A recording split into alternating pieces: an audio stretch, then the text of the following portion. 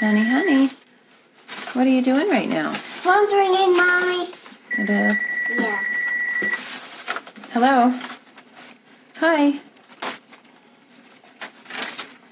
Much better now. McKenna's in bed. Connor has eaten.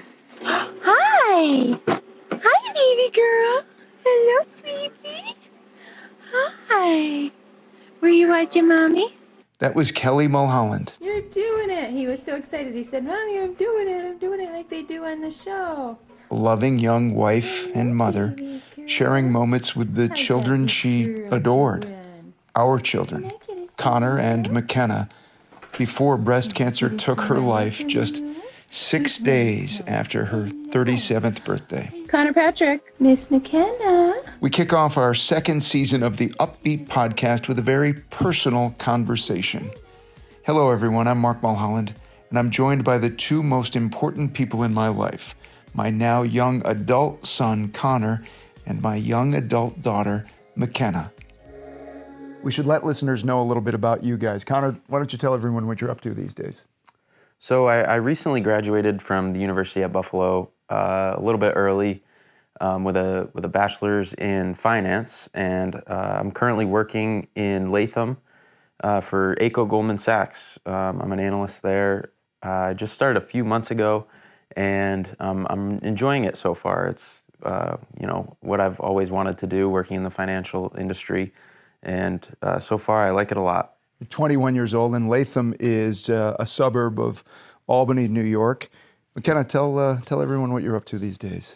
So I am now 19 years old, and I am a sophomore at Siena College, and I'm a business major. Do you enjoy it? Yeah.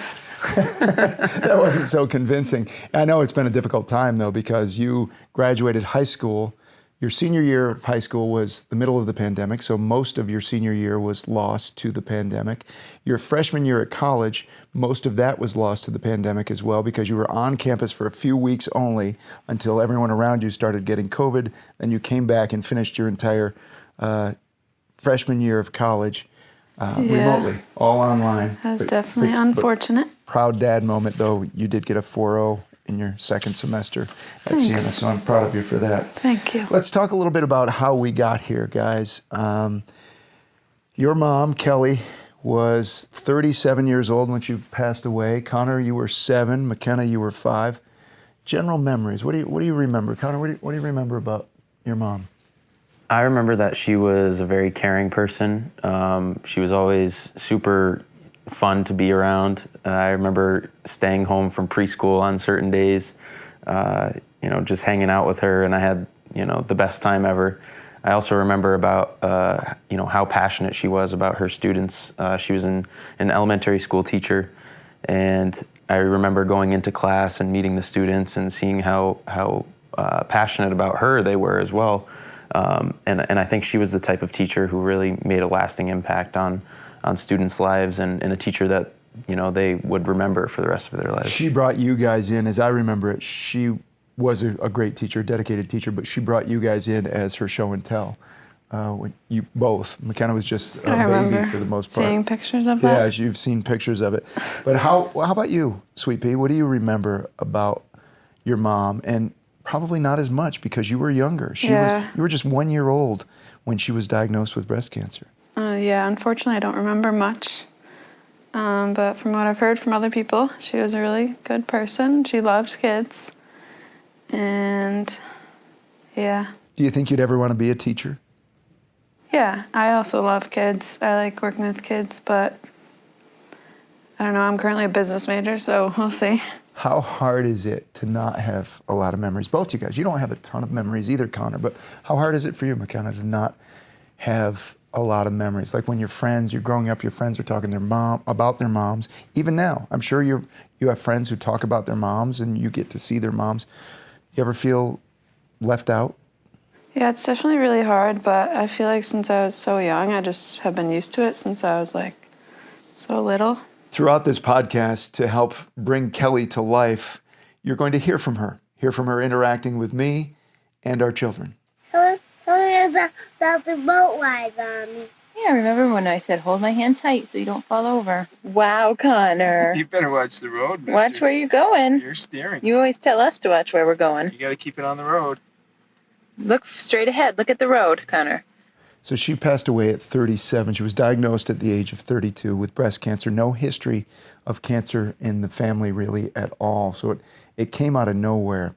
And I remember telling you guys that when she wasn't going to make it, because we always talked, when you guys were little, again, you were 7, you were 5, we went away to Mexico to get some treatment that wasn't available here. We tried everything. We went to all the cancer centers in the Northeast and even down in Pennsylvania. We went to Cancer Treatment Centers of America. But it was always when Mommy gets better, not if Mommy gets better. So she made us talk about that. Excuse me. She made us focus on when she gets better, not if she gets better. So it always needed to be positive. So we were all, when Mommy gets better, I'm going to do this. You, Connor, you were a little guy and you said, when Mommy gets better, I'm going to do a silly dance all the way around the neighborhood. And my point is, when we found out she wasn't going to get better and she was at Albany Medical Center Hospital and I came home, she was dying. She was dying at Albany Med. And again, I had to get you off the bus. So I raced up the Adirondack Northway from Albany to our home in Wilton so I could get you guys off the bus so I could beat the ambulance here because she decided she wanted to die at home, not in the hospital. So I had to race here to get you guys off the bus so I could tell you that Mommy was coming home and she was coming home to die. So I had to sit you down at our kitchen table and say, guys, remember how we said, when Mommy gets better, when Mommy gets better, when Mommy gets better. I said, no, she's not going to get better. The doctors told us that she's going to be going to heaven soon. So I can picture it plain as day. You know, it was 14 years ago now. And you guys both got sad. I was crying, as I told you. You guys both got sad. But as kids will do, and being resilient, you both got up at about the same time. You actually gave me a hug. I don't know who started it, but you gave me a hug. But you said at nearly the same time, can we have our snack now? Because you had just gotten home from school and that was your regular routine to get a snack. But I want to know from you guys, and this is great for me as a dad because we don't often talk about these things. We rarely talk about these things. What do you know now as adults, young adults, what do you know now that you'd wished you'd known back then? If I were to tell myself something, I would say that, like, I'll be okay, and I have, like, a huge support system, and they'll always be there for me if I'm struggling. Like, I remember going to your middle school when you were chosen to speak at your middle school moving up ceremony, and I was incredibly proud. Those milestone moments, did she cross your mind thinking, oh, I think my mom would be proud of me, or did that ever enter your mind? Of course. Did it? Was it hard? Yeah. How so? I don't know. It's just hard having one parent sometimes, especially when there's only one opinion and he happens to be a male. yeah, not my gender. But I don't know. It's like Connor has a dad, the same gender as him, and I don't have a mom. It's especially hard. How about you, Connor? What would you tell your 7-year-old self if you had to look back and knew what was going to happen? Or what would you tell other 7-year-olds? That's kind of a tough one, honestly. I remember when it first happened being a little bit confused with like the finality of everything and, you know, how everything was permanent. I was definitely very confused, and I think part of the reason why I love what we do so much is because at the time I remember I just wanted to be completely distracted at all times. Like, I remember the day that she passed, like, all I wanted to do was just go hang out with my friends who lived in the neighborhood. I remember the day that she passed away, while we were waiting, I was downstairs in the basement just playing air hockey. Like, I wanted to be distracted at all times. I'm not sure as far as advice, what I would give. I think what McKenna said is true, and is definitely what we came to find out, is that we have so many people there for us. Other people are going through the same thing. You're not all alone. And, you know, don't be afraid to need help at times, and don't be afraid to lean on somebody else. Sweetie. Hey, McKenna. Come here for a sec, please. I want to show you. But with your bike, come here for a sec. Ooh, one of them is for you, one's for Connor. Are we separating? And that's for Connor. Are these mine? Yes, those are for yours. Those Mine? are for Connor. No. Yeah, you can have those. You don't need to bring them to school, but you can keep them here. Can you make a nice pile, honey? Yeah. Like the clipboard on the bottom, and then the paper, and then the notebook right here. You're a good organizer. Do either of you see character traits in each other that you remember or you know of about Mommy, about Kelly? I see in you, McKenna, I see empathy. I was going to say the same thing. From the time you were little, from the time you were 2 years old, if we would go somewhere and someone would say, give you a lollipop or a piece of candy, before you'd accept, you'd say, well, what about Connor? Can he have one? And Connor wasn't with us, but you're thinking right away, what about Connor? I know I always feel bad for people, no matter like whether I know them or not. Yeah, you do. Feel so bad. You really do. Even like we'll go, if a server is having a bad day at a restaurant, you always see yourself in their position. You always empathize with them. Yeah. You know, you're very understanding about things like that. How about you, Connor? I was going to say the same thing, that was in my head. If I had gone, I would have said the same exact thing. I just feel like, you've always been very caring, and you're always concerned about everybody else being comfortable and everybody else, being okay before yourself, I think, which I admire. Thank you. And I see a lot of, obviously, I see a lot of Kelly in both of you. And I think Kelly would be immensely proud of you guys. I've no doubt about that. I'm always curious, though, from my perspective as a sole surviving parent, I'm always curious as to how things, you guys in particular, might be different. I'm immensely proud of both of you, but how things might be different if you had that second parent, if you both had that second parent, because I haven't always had somebody to bounce something off, whether it's discipline, permission, those sorts of things. So I always think, as a sole surviving parent, I think you always second guess. How has Kelly's Angels, we've talked about how Kelly's Angels has helped lots of families, lots of children in New York's capital region by sending them on trips or by bringing smiles to their faces. How's Kelly's Angels helped you, McKenna? I don't know. It makes me feel better that we're helping other people and that they will get a little happiness out of the hard situation they're going through. And I'm glad that they can choose whatever they want to do to stop thinking about the person or animal or whatever they lost for a little bit. For a little bit, right? They won't forget. Yeah. But maybe Just chase get their away the mind sadness off for a of it. bit. Yeah. Just do something they enjoy.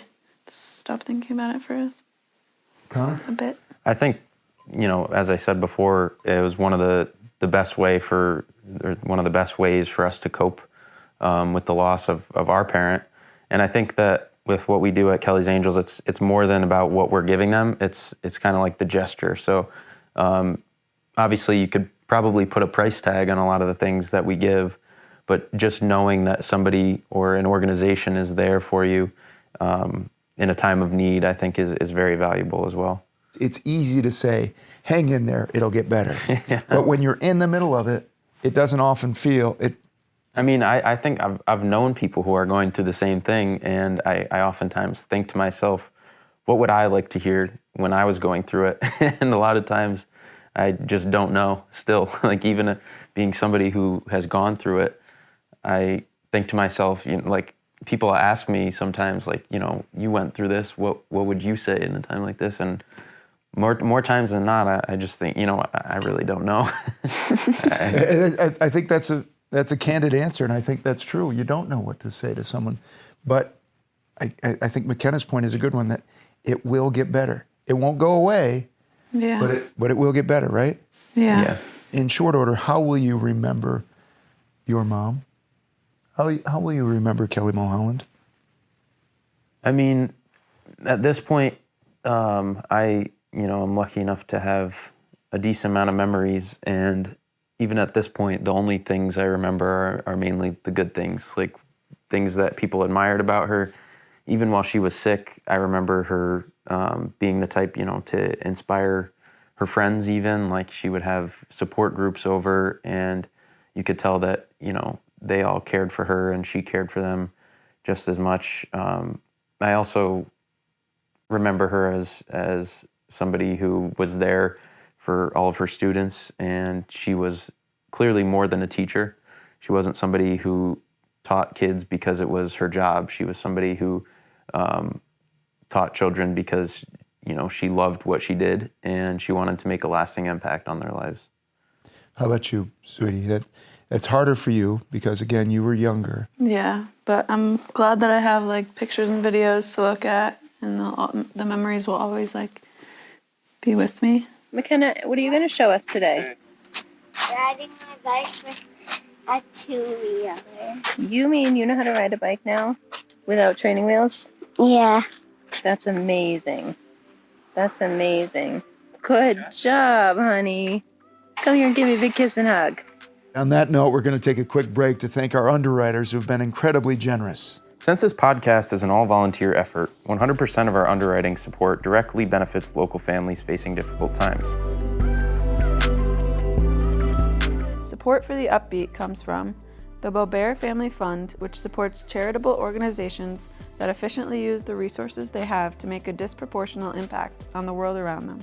The Saratoga Casino Hotel Foundation, which is on a mission to support charitable and public benefit organizations whose purpose is the betterment of the quality of life, health, and welfare of residents of Saratoga County, New York. And Stewart's Shops, an employee and family-owned convenience store chain serving eastern upstate New York and southwestern Vermont. Pumpkin, when you get to the end, you have to turn the steering wheel. Try that. Turn it so you can turn around. That's it. Good, Connor. You're doing it.